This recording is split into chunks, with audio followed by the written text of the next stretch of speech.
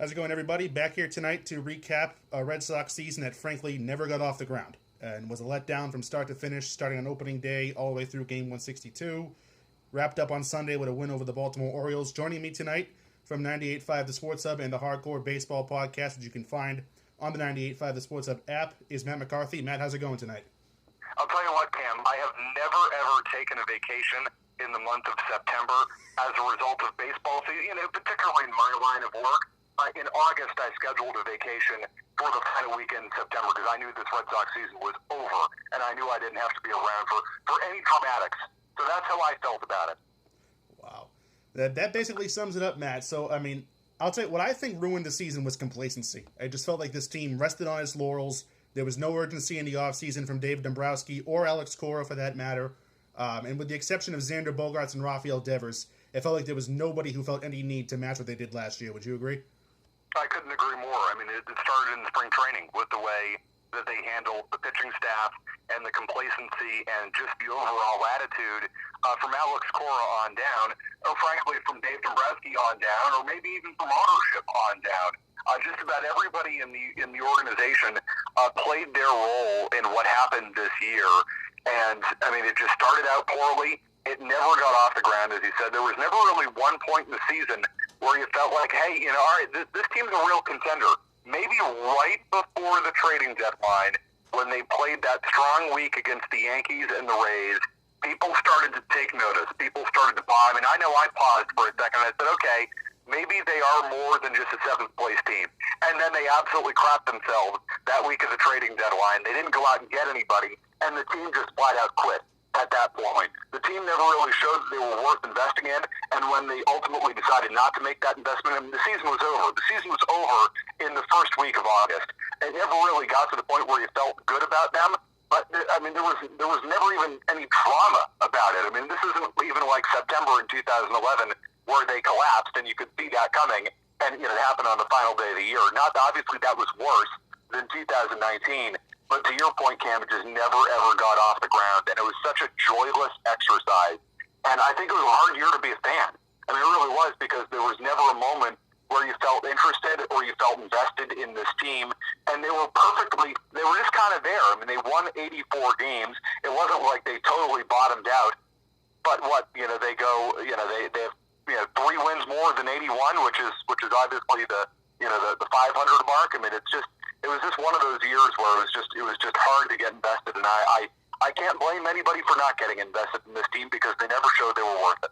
I don't blame you, Matt. I actually owe you an apology because in the middle of July, while you were on the radio on Felger and Maz, you and Big Jim Murray were telling Felger this team was not worth investing in, sell off at the deadline because this team was going nowhere. And I was on Felger's side. I'm like, this team is worth investing in. This is your window. You got to go for it.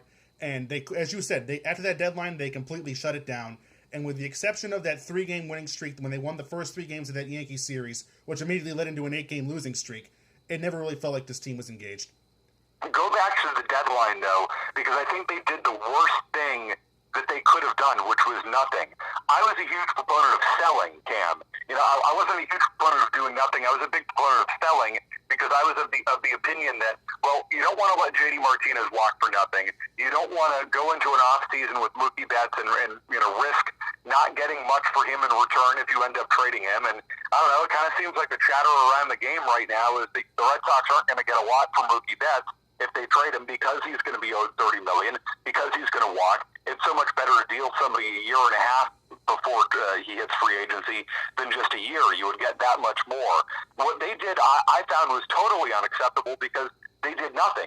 They didn't buy. And to Felger's point, had they bought, take a look at the Milwaukee Brewers. You could poke fun at them for getting Drew Pomeranz.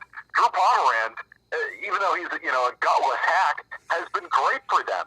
So it's like the Brewers go out and they add, and they show that, hey, well, at least adding to a team can certainly help you. All the Red Sox did was get Andrew Cashner a few weeks before the deadline. It was pretty obvious he wasn't going to help them, and then they did nothing else. They stood in the middle. That was the worst thing they could have done. Looking back on it, I would rather them have bought at the deadline than just doing nothing. I wanted them to sell. That's still what they should have done. But doing nothing, Cam, I think was totally unacceptable. And they're unfortunately going to pay for that this offseason. I couldn't agree with you more. And then, obviously, in the middle of September, well out of it, in the middle of the night, after the Patriots raised their Super Bowl banner, the Red Sox bury the news of the dismissal of Dave Dombrowski, which I think we all saw coming. It's clear that Dombrowski was not the right executive to lead this organization's next phase, but that was as gutless and as spineless a move I think I've ever seen in this town. I felt that was worse than the Bruins firing Claude Julien in the middle of the Patriots championship parade a few years ago. How'd you feel about that? I felt the exact same way. I mean, it was gutless, it was spineless, and seriously, is anybody running PR over there? Like, and not just the timing of it, because there was some chatter in the days after that. Well, they weren't really planning on that. I don't necessarily believe that, but let's just give them the benefit of the doubt, Cam, that they weren't planning on firing Dombrowski, that he just went in there on that Sunday night knowing that John Henry was in the building and saying, what's my situation moving forward? They have a blow up or whatever, and ultimately the news gets let out, and Dombrowski himself lets out the news that he's going. Like, let's just say, for the sake of discussion, that happened, and I don't believe it went down that way, but let's just give the Red Sox the benefit of the doubt, not that they deserve it, for 1 second. Then they come out the next day and refuse to talk about it, and they don't talk about it for a month, and then all of a sudden they just hold this random press conference this weekend that, again, I was away because I took a vacation because this team was irrelevant. Was that planned at all, Cam? Was there a news release the Red Sox were going to talk about this, or did they just show up and start talking about it a month later? It's unbelievable to me the way that they've handled this. They can't get out of their own way, and they certainly just. They're so tone deaf over there. They don't hear what's going on the outside, and they just don't understand, unfortunately, how to operate in moments like this. And that was a perfect example of an organization that can't get their heads out of their ass. But that was unbelievable. It really was. Gutless and spineless. You're right. No, there was. All of a sudden last Friday around 5:30, it was announced that Henry and Warner had spoke to a select group of reporters off camera. There was no idea that was coming. Unbelievable. But totally believable.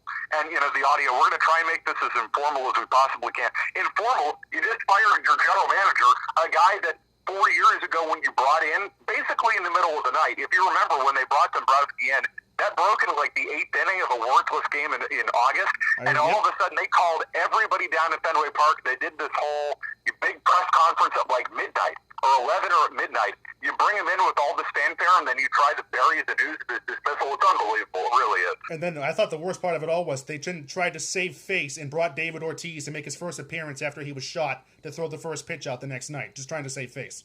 Yeah, I don't know. Again, I don't know who's running PR over there. I'm assuming nobody. But they might want to find somebody, an actual professional, to do this, because this is unbelievable. All right, Matt, so obviously as we enter what is quite possibly an offseason that will dictate the next decade of this team's direction, because they want to trim payroll and they have no farm system. I know they began the year ranked 30th. Correct me if I'm wrong. They did move up slightly throughout the year. But yeah, they did. Baseball America had them 23rd in the midseason update, if I'm not mistaken. Still not very good, but at least not dead last. There's only one place to go but up from there, right? Not that they really went up too much. It's true. Now, obviously, in the hunt for Dombrowski, we've obviously heard names like Theo Epstein. He shot that down pretty much last week when he said that he did not intend on leaving the Cubs and returning. Maybe Henry makes another run at Billy Beane like he did 20 years ago, as we saw in the end of Moneyball, or another big name. Do you expect a big name, or do you expect an in-house promotion? I don't expect a big name at all, because who would want this job? Really, if you're an external candidate, why would you want this job? And that sounds crazy, given that we're talking about the Boston Red Sox, one of the most storied franchises in baseball and really in all of North American sports. But really, who would want to come work for an organization that fired a general manager, not fired a general manager, took Ben Cherington's power away, totally neutered the guy, 18 months after winning a World Series, less than 2 years after winning a World Series. They essentially fired him in 2015 because they brought in Dombrowski and were going to make Cherington report to Dombrowski, and then they fired Dombrowski less than a year after winning a World Series. I don't know, if I'm one of the top general managing candidates out there, or if I'm, David Stearns in Milwaukee or something like that, why would I take this job? Why would I take a job with clearly no stability or no job security whatsoever? Why would I want that? I've seen what's happened to the last two general managers. I want no part of the Red Sox and no part of John Henry right now. I would stay as far away from this as possible. I think it's ultimately going to be an internal candidate. I think it's going to be Eddie Romero, I guess. I mean, just because of the four, he's the gang of four currently running baseball operations right now. He's probably the most experienced and has the most clout of the four of them. He's, I guess, the guy that they're probably going to go with. I have a hard time seeing them getting an external candidate with the way that things are going. And I think that's a problem for this team because I want a steady hand. I want somebody with a lot of experience to handle, as you said, and you're totally right, one of the most important off seasons in recent memory for this franchise. I want a steady, experienced person. And, I mean, no knock to Eddie Romero. Maybe he'll be a great general manager. I don't know. I just want somebody who's been there and done that entering this type of off season. And, Matt, you said this last week. It just ever since the dismissal of Theo Epstein when he left for the Cubs, there's been no stability in this organization. None. There's been the volatility is unbelievable, Cam. I mean, I don't know how many other teams can win 3 championships in an 11-year span and have a different GM and different manager for all 3. And that is an impressive feat, and not something to brag about necessarily, but the fact that they pulled that off is a miracle. So it is. It totally is. And, sure, they've won 2 World Series since 2011, but look at the volatility since then. 3 last-place finishes. This year might as well have been a last-place finish, given the quality of the American League and the American League East. Just the up-and-down nature, it's not healthy. It's not healthy for the franchise. I'm sorry. And before we get into some more off-season topics, I do want to ask you this. And then all of a sudden yesterday, in the middle of the day, after the season ends, they announced that while they plan on trimming payroll and essentially tell you they're not going to try and contend next year, they also slap you in the face and tell fans everywhere that they're going to raise ticket prices. How tone-deaf is that? Completely tone-deaf. I mean, and what they call it a cost of living increase. Cost of living is for you and me, Cam. Really, cost of living is for people who live an everyday life and go to work. I mean, this is for the people driving the buses out there. This is for the people putting on their hard hats and going and building buildings. This is for the teachers and the nurses and the cops and the firefighters. That's cost of living. Cost of living for the Red Sox? I'm sorry, you have more money. You're richer than God. The cost of what a slap in the face. I mean, I'm sure that's not what they're trying to do with that term, but I mean, try and find a better way to sell this to us. Again, in an off season where you're going to trim your payroll by at least $30 million, you're going to make your team worse. You're probably going to trade the face to your franchise. You're probably going to let JD Martinez walk away. And then you're going to raise prices after this. It's completely unbelievable. I'm borderline shocked. I'm not shocked that they're raising the ticket prices, Cam, because that's what they always do. I'm borderline shocked that they had the audacity and the balls to come out and basically announce that the day after all this stuff comes down. The weekend where they say, we're cutting payroll left and right from this team. Oh, by the way, we're charging you more to come see this team, a team that's going to be most likely worse off. It's remarkable to me. My mouth just dropped. My jaw dropped open. I was like, you've got to be kidding. Again, is there anybody over there who has a PR background or experience? Because this is basic 101, right, Cam? I mean, wait until a little later on to announce that you're screwing the rest of us. I mean, Matt, how many games did you attend this year? Probably 3 or 4. Not as many as I wanted to. And the reason I say not as many as I wanted to, I was just busy in September when tickets were $9. I was planning on going to some more games when tickets were cheap, but yeah, I didn't go to many this year. I think maybe 3 or 4. And I hope that I try to get to a few more than that. Based on when I can get a good deal. Really, I go in April and I go in September and I go to day games because they're cheaper and weekday games, stuff like that. And my work schedule's a little different. I'm not out there going to Saturday night games. That's not my thing. So I'll probably try to get to 5 or 6 in a year. I probably got to 3 this year.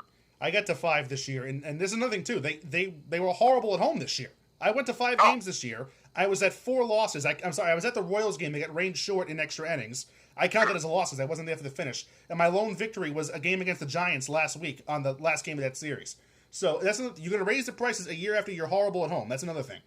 No, truly remarkable and totally tone deaf. And yeah, that was another thing about this year. It's when have you ever known the Red Sox to be bad at home? I mean, they're always good at home. They build for Fenway Park, and why wouldn't you? If you play 81 games in that ballpark, you build your offense specifically for Fenway Park. They've always done that really well. I can't remember a year where they were this bad at home. I need to look at the records. But, I mean, as far as a year where they win 84 games, but they were this bad at home, it's remarkable to me. It really is. And so, a couple more topics here, Matt. One is there were positive developments this year as we started off. Xander Bogaerts and Rafael Devers both really emerged and took control of the team really in the lineup. And with those two, obviously the emergence of rookie Michael Chavis, a great year from Eduardo Rodriguez. Now you shared a story on the air about a month ago that there was a prospect that was a pitcher that told the Red Sox they wouldn't sign if they drafted him because of their inability to develop pitching. Yeah, that's right. Yeah, I had heard that there was listen, you've got high school, kids who have the option to go to college, and there are all these negotiations, right? We might go to college. Maybe we'll sign with you, whatever. I heard that there was a pitcher, a top end pitcher in the country, not like a top 10 type of, like a top 10 draft pick type of guy. But I heard there was a pitcher who basically told the Red Sox, yeah, no, we're good. We're good with you guys just based on your history of drafting pitchers. And that to me is striking because generally the answer is we're good because we want more money, or we're good because we're going. He's going to college and that's final. And no matter what you offer, he's taken his scholarship and he's going to play in college and he's going to go get his education, and that's fine. I found that little anecdote that somebody told me pretty interesting. That there was a top pitcher in recent years, a first, second, third round pick type of pitcher who basically told the Red Sox, his people told the Red Sox, yeah, no, we're good with you guys. Thanks, but no thanks, because you can't develop pitching. I think that's pretty striking to me. Wow, that's unbelievable. And as I said, one last story before I ask you about Mookie Betts. How big was the emergence this year of Bogaerts and Devers? Massive, because those are the cornerstones of your franchise moving forward. I mean, Bogaerts has emerged. It took him a little while, but he's emerged as the player we all thought he was going to be. Coming up in 2013, let's not forget, he was the second-ranked prospect in baseball that year, behind Jurickson Profar, so they got that one wrong, but they most certainly got Xander Bogaerts right. And the same for Rafael Devers. I mean, he was the second-ranked prospect in baseball when he was coming up through the system. And they've emerged as the types of players that you build around for a decade. It is critical that they got Bogaerts locked up, and still, I think, very reasonable money, $19, $20 million, for the next 6 years. And that contract starts next year. You're not going to be paying him into his mid-30s. You're only paying him until I think he's 32. So you're going to get essentially all of his prime years at really reasonable money at a premium position in baseball. That's the best decision the Red Sox made this year, is getting that contract with Xander Bogaerts done. And now the question is, can they get a contract done with Rafael Devers, because he looks like the type of guy that they should get locked up too. So I mean that's absolutely massive, considering that I expect they'll move on from Mookie Betts at least this offseason. But of course I expect even if they keep him, Betts departs in free agency next year. The emergence of Devers and Bogaerts is huge for this franchise moving forward. You can't understate that. And on the flip side, the breakdown of the man you referred to as left-handed Lincecum, Chris Sale. Yeah, scary, totally scary, and I don't think he's out of the woods yet when it comes to Tommy John.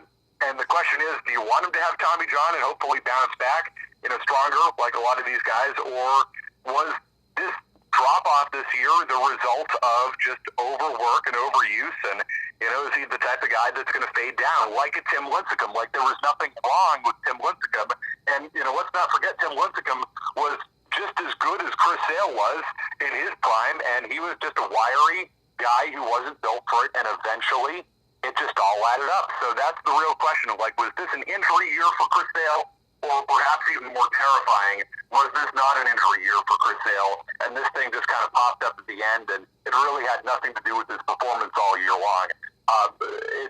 It's a scary thought given the contract starts next year. You could be paying this guy for 5 years and getting absolutely nothing as a result, and I think that's a realistic possibility. I don't think I'm pressing the panic button too early here on Chris Sale. This is not good. This is not good at all. The chances of this working out for the Red Sox over the course of 5 years, I find that kind of hard to believe. I think those chances are certainly slim. We'll put it that way. And Matt, final question here for you, because I know you got to go soon. Has Mookie Betts played his final game as a Red Sox? I think he has, which disappoints me because, at least before this year, I had been beating the drum that you need to sign him right now, make him the second highest paid player in baseball behind Mike Trout. I just don't think the Red Sox are interested in that, and I think a lot of people put this on Mookie, by saying that, well, he doesn't want to be here or he wants to go to free agency. And, yeah, all of that might be true, but I don't think the Red Sox have ever really been serious with Mookie Betts about offering him what he would be paid and what he would be owed on the open market. The Red Sox can say all they want, that they've approached Betts with contract extensions, with contract offers. That might all be true, but were those offers good enough to get it done? And if they weren't good enough to get it done, and it certainly doesn't seem like that based on the reporting that we've heard, 5 for 100 before 2017 or after 2017, I need to get that exactly right. 8 for 200 after last year, which again, is 100 to 150 million less than he's going to get on the open market. Like, eventually you need to approach this guy with a fair market deal. They need to do that this offseason. Say, hey, here's your $340 million contract. Take it or leave it. And if he leaves it, well, then you trade him. But I just feel like the Red Sox haven't reached that point where they've offered him what Mookie Betts is worth. And then if you offer him truly what he's worth, you have to trade him. And I just don't think that they're either going to offer him that deal, or even if they do, he's going to take it at this point because maybe he wants out because maybe he's been insulted too long. So I think between those two potential factors, I think, yes, Mookie Betts has played his last game in Boston, and I think we're going to be disappointed by the return. I don't think it's going to be an elite return for him. Maybe they'll get a couple top 100 guys. Hopefully, I'm not sure. But I think we're going to be very disappointed by what they get returned for still one of the best players in baseball. And I find that extraordinarily frustrating. Because if they had traded him in July, maybe they would have gotten that. Now that they're potentially trading him this offseason, I don't necessarily see them getting a great haul for Mookie Betts. I agree with you, Matt. So, Matt, we're going to end it there. Thank you for joining me tonight, and I hope to talk to you throughout the offseason. Cam, anytime, always happy to be on it. You got great stuff, great takes. Keep grinding, and really appreciate you inviting me on. Always good to be on with you, bud. Thanks, Matt. See you later. See you, Cam.